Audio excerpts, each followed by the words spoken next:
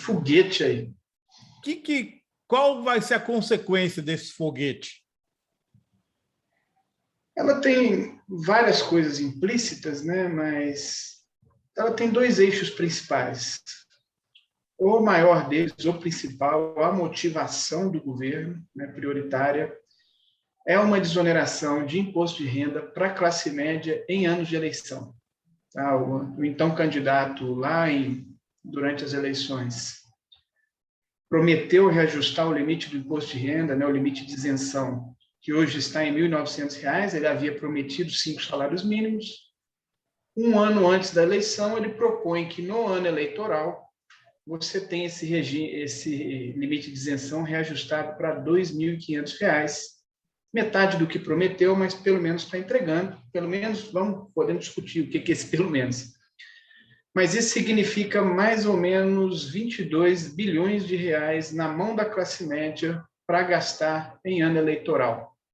Na economia, a gente chama de ciclo político eleitoral, né? A ideia de você dar benesses para a sua base, mostrar que é capaz de fazer e, ao mesmo tempo, criar condições para um estímulo, né, de consumo em ano de eleição.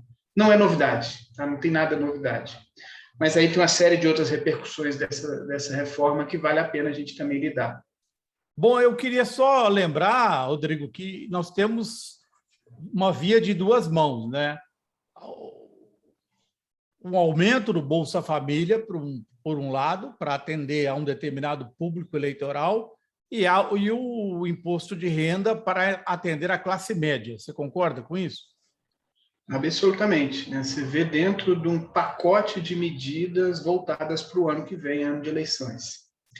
Só ter aí um cuidado que é o seguinte: o governo, então, dentro dessa reforma, ele aumenta o limite de isenção. Automaticamente, o que você está fazendo? Cerca de 6 milhões de pessoas, né? Nós somos um país de renda média e muito desigual. Então, veja, 6 milhões de pessoas, de adultos brasileiros, recebem entre R$ 1.900 e R$ 2.500, eles passarão a ser isentos do imposto de renda. Mas o efeito dessa medida não fica restrito nessa população de 6 mil pessoas. Tá? Quando eu reajusto a tabela, inclusive as faixas acima vão estar reajustadas, eu vou afetar toda aquela classe média com salários aí superiores a R$ 2.500. Tá? É por isso que dá esses 22 bilhões. Só uma ressalva nesse ponto. A conta é salgada. Tá? Então, o governo queria segurar um pouquinho o custo disso. E ele tinha duas opções dentro do imposto de renda, né, da pessoa física. Eu poderia restringir as deduções, né, essa dedução de quem faz o modelo completo. O que é o modelo completo? É aquele que eu vou lá, boto minha renda, boto meu gasto de saúde, educação, vai deduzindo, chega na base de cálculo. Eu poderia restringir as deduções de saúde, de educação, entre outras. Isso afeta normalmente as unidades familiares, tá? As famílias. Uma outra maneira, né, da conta não ficar tão salgada seria restringir o chamado modelo simplificado. O que é o modelo simplificado? São aquelas pessoas que não têm muitas deduções, normalmente, né, mais jovem solteiro, principalmente mais jovem solteira, não tem tantas coisas para deduzir, eles fazem uso do desconto simplificado, né, aquele que só abate 20%. Então, para compensar a parte, né, da desoneração de 22 bilhões, o governo vai restringir, né, entre punir a classe média familiar e entre punir aquela mais unidades solteiras, mais jovem, ela optou pelo segundo caminho, né, político também. Então, você vai restringir o desconto simplificado, né, o modelo simplificado, o desconto padrão, para as pessoas que têm rendimentos tributáveis, né, acima de R$ 40 mil por ano. Segunda parte da reforma, viu, Azenha, que é o seguinte: essa parte vem uma clara desoneração para a classe média. 22 bilhões de reais, deve recuperar 8 no ano seguinte, você está falando aí na ordem de 14 bilhões de reais para a classe média de desoneração. O projeto que sai do Poder Executivo, aí depois ele muda muito a partir do momento que ele entra no Congresso. Tá? Estou falando primeiro que saiu do Poder Executivo. Ele sai neutro do ponto de vista arrecadatório. Se ele saiu neutro do ponto de vista arrecadatório, é que tem algum outro lugar onde se está aumentando a arrecadação. E aí, pasmem, tá? O governo, com o ministro Paulo Guedes, aumenta imposto do rico no Brasil por meio da restituição da tributação dos dividendos, né? Hoje o Brasil tem um modelo muito disfuncional, quase sem paralelos no mundo. Ele tributa muito no nível da empresa o lucro, mas depois que distribui para o acionista ou para o proprietário da empresa, ele é absolutamente isento, né? Esse modelo é ruim, ele é visto como anti-investimento, anti-competitividade, várias coisas que a gente pode falar, mas ele também é visto como anti-equitativo. Por que isso acontece? Deixa eu dar um exemplo claro. O 1 milésimo mais rico do Brasil, nós estamos falando aí de 160 mil pessoas. Tá? 160 mil pessoas cabia dentro de um estádio de futebol daqueles antigos, né? Ou 2 estádios de futebol. É muito pouca gente. Cerca de 2/3, em média, da renda dessa população mais rica do Brasil, 160 mil pessoas, de um horizonte de 160 milhões de adultos, 2/3 da renda deles é isenta de imposto, no nível da pessoa física, né? Isso faz com que os muito ricos no Brasil paguem alíquotas menores do que um assalariado de classe média. Porque justamente pelo fato que o grosso da renda deles é renda do capital e que é isenta no nível da pessoa física. Ao você restituir, tem uma série de consequências, não só, mas você estaria, digamos, recuperando a tributação sobre essa população, tá? Esses muito ricos. O mais rico do Brasil, por exemplo, ele tem uma renda de 1,4 trilhão de reais. Pasmem, 1,4 trilhão de renda no ano. Não é o patrimônio, é a riqueza. É quanto que esse patrimônio deu de renda nesse ano.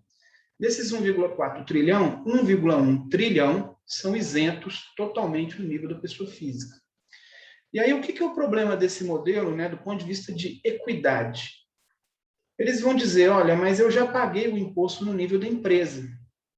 A alíquota no Brasil é de 34%. Não é inteiramente verdade por 2 motivos.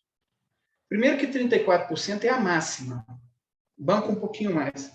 Só que você tem um tanto de mecanismos, né, de deduções, que faz com que isso seja muito menor, regimes especiais. Então, em média, é em torno aí de 23% que se paga no nível da empresa. Mas mais importante do que isso é o seguinte: quando o imposto se dá no nível da empresa, você tem uma maior chance da empresa repassar para o consumidor, ou seja, para os preços, e, portanto, fazer com que outros paguem esse imposto sobre o lucro, ou repassar reduzindo o custo de mão de obra e, portanto, os trabalhadores. Então, eu tenho mais mecanismos de passar, de fugir do imposto, e mais do que isso, de repassar o imposto para trabalhadores ou consumidores. Quando eu tributo a renda da pessoa física, isso é mais difícil, porque aí eu estou tributando a pessoa, o acionista, o proprietário. Então, pasmem, né, o governo propõe do Poder Executivo, vem da Receita, talvez o Guedes até nem tenha percebido isso, talvez tenha sido pego de surpresa, mas vem uma proposta que restitui a tributação de dividendos no Brasil, reduz um pouco a tributação no nível da empresa, mas mesmo assim você tem um ganho arrecadatório na tributação do capital para compensar a desoneração da classe média. Mas esse é o que veio do Poder Executivo. Uma vez que entrou no Congresso, aí a coisa mudou de figura, tá? Aí está virando uma dupla desoneração. Quer dizer, tiraram essa proposta de taxar os dividendos? Mantiveram, mas recalibraram as outras coisas, tá? Então, mantém a tributação dos dividendos. Isso aí eles bateram o pé, né? E continua assim dentro, mesmo com o parecerista lá dentro do Congresso. Mas aí o que aconteceu? Quando chegou o projeto lá porque além dessa tributação de dividendos, você reduzia um pouco a tributação dos lucros das empresas e você tinha um pacote anti-elisão muito, muito forte da Receita, tá? De permitir práticas, né, de não pagamento de impostos por parte de empresas e pessoas que normalmente são as mais ricas, né? Quem tem um contador, quem tem um advogado para fazer esse tipo de planejamento. Entrou no Congresso.